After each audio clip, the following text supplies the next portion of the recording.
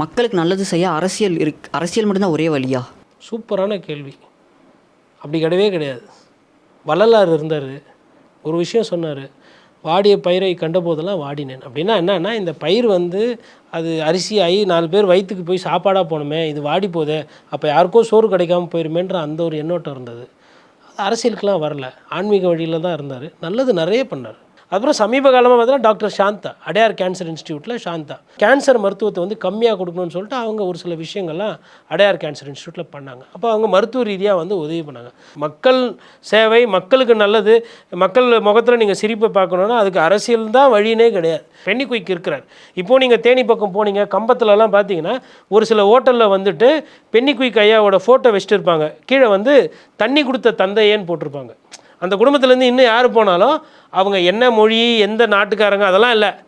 எங்கள் குடும்பத்தில் ஒருத்தர் எங்களுக்கு கொள்ளு தாத்தா வகை, நாங்கள் இன்றைக்கி விவசாயம் பண்ணி பஞ்சம் பொழைக்கிறோன்னா அது காரணம் பென்னி குயிக்கு இது கொடுத்தது தான். அப்போ இந்த மனநிலை எங்கேருந்து வருது? அப்போ அதனால் அரசியலுக்கு தான் நல்லது பண்ணணுன்லாம் இல்லை. அரசியலுக்கு வந்தால் என்ன பண்ணலான்னா, நல்லது கூட சேர்ந்து டெண்டரும் நீங்கள் எடுக்கலாம். டெண்டர் அதில் எடுக்க முடியாது. டெண்டர்னால் உங்களுக்கு புரியும். டெண்டர்னால் தான் ஒரு ஒரு ஒரு கான்ட்ராக்ட் கொடுக்க முடியும், கான்ட்ராக்ட்காரன் எதனா கொடுக்க முடியும், அதை வைத்து ஒரு பிழைப்பு நடத்தலாம். இன்றைக்கி அரசியல் மாசுபட்டு இருக்குது.